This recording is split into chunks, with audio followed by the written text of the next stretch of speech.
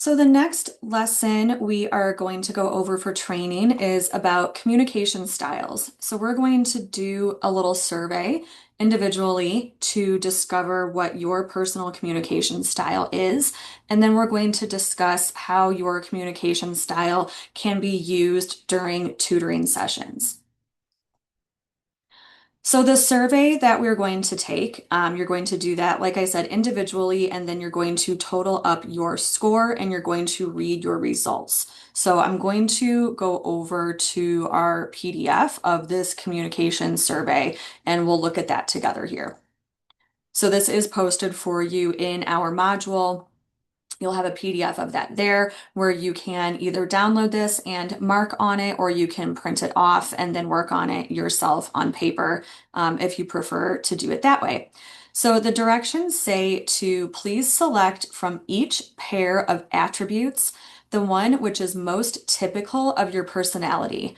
And then it says make your choice as spontaneously as possible. There is no wrong answer. So you have a pair of attributes here, a pair here, a pair here, right? So 1 and 2, 3 and 4, 5 and 6.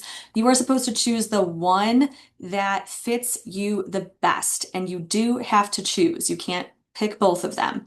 And it says to try to answer quickly.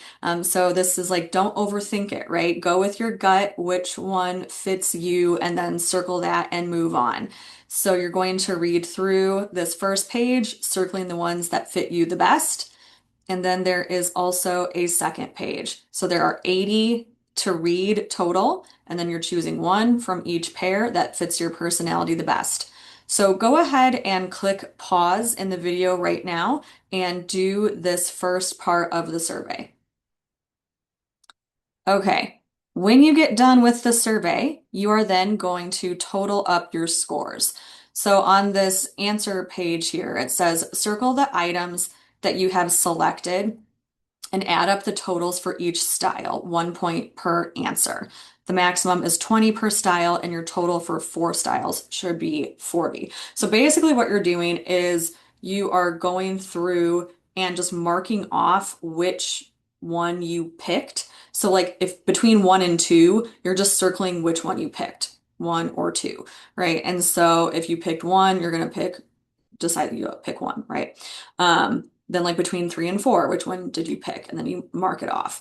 And so by the time you get done going through all of those attributes and you've marked off which one you picked through all of them, then you're going to total up for each of these categories. How many did you mark off in each category? And then you'll have total numbers over here. They will be under 20. All right, so a lot of people will have numbers maybe around like 12 or 13 on the higher end.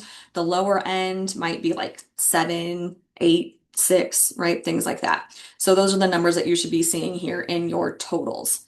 So then you will see whatever your highest number is, that is your communication style, the one that stands out the most. You might have two that are like similarly high.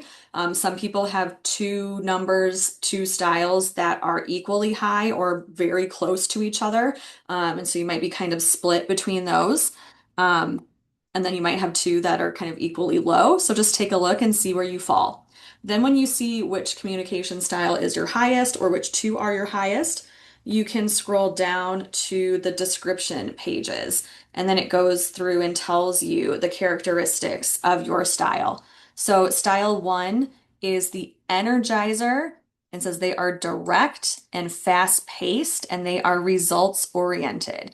And then it breaks it down between your characteristics, um, discussion topics, priorities, and how they view time, what your skills are, and how you might come across. And the might come across as, I don't want to say it's like a weakness, but that's kind of how they phrase it. Like you might come across this way to people if you aren't maybe cautious or careful about how you're communicating, then you might come across this way. Or maybe you come across this way to people who don't know you very well, something like that. And then it talks about how best to communicate with somebody who is a style 1, right? If they're an energizer, this is how you should effectively communicate with them. This is how they like to be communicated with. The same way then with style two, systemizer, and hold on just a second. So yeah, systemize, they are indirect, slow-paced, and results-oriented. That is style two. So then you can read through the characteristics, discussion topics, priorities, how they view time, skills, how they might come across, and then how you should communicate with a systemizer. Style three, the association or associator, indirect, slow-paced, and relationship-oriented. And then style four, the innovator. They're direct and fast-paced and relationship-oriented. So kind of similar with relationship-oriented to style three, but style three is indirect and slow, and style four is direct and fast-paced, which I think is very interesting. So go ahead and read through what you are like and what your positive characteristics are, and maybe what some of your more negative characteristics are. If you would like to pause the video while you do that, please go ahead and do so. So in our in-person training, we then discussed in groups and then came back to the larger group to share all together after we read our results, how our skills, our positive attributes, can be used in a tutoring session. So I will use myself as an example and go back to these results. My highest communication style was a number one, which is an energizer, meaning I'm direct and fast paced and results oriented. So the skills that I have say that I am highly productive, energetic, enthusiastic, and I'm good at making decisions. So if I were tutoring, some of the ways that that could be positive and that I could use those in tutoring is I'm going to be productive in a tutoring session. I can also maybe teach a student ways that they can be productive. If I'm energetic, that's going to come across in a tutoring session as well, and enthusiastic that's going to come across in a tutoring session. So I might be motivating to my students during a tutoring session because my energy is going to come through and that's going to translate to them. If I'm good at making decisions, I can help my students and my tutoring students maybe prioritize what they should be working on in a course or help them plan out their week if they have a hard time with time management, right? So I can use my skills to help my students be better students. The other part that we discussed was the section may come across as gives you some areas of potential weakness. So how might you consider these areas during a tutoring session? Again, I will use myself as an example. So may come across as impatient, insensitive, and I might miss details. And this comes from being fast-paced and results-oriented, right? I don't like to wait around. I like to do things quickly, right? I like action. I like accomplishment. Like, let's get things done. Let's go. But sometimes that might come across as impatient, or if I am just concerned with results and doing things, that might come across as being insensitive, like I don't care about people. And also, like with being fast and quick, then I might miss details.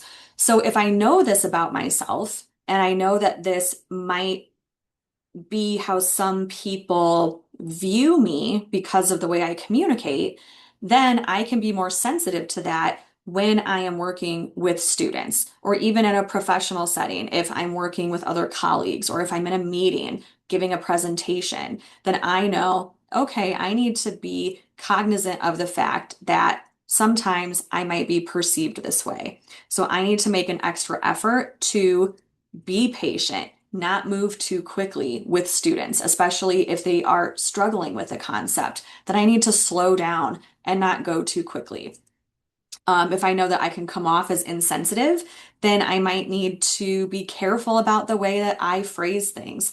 I might not mean to say something in a harsh way, and it might not sound harsh to me, but it might come off that way to somebody else. So then I need to be careful about the way that I phrase things. So now this is just personal to me for style one, but I'm using it as an example of how you can learn from this type of a survey, and how you can just kind of be mindful of these things when you're working with students.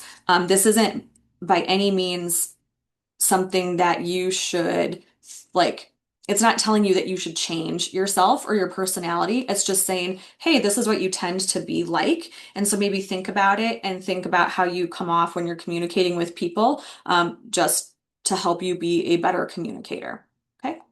If you have any questions about this, please let me know. And the way that you guys are going to share this is in the discussion post that is posted with this. So you will have these two questions. How can your skills be used? And then your may come across, how can you consider those in a tutoring session? So you can go ahead and add your answers to the discussion post now that you have heard mine. Thank you.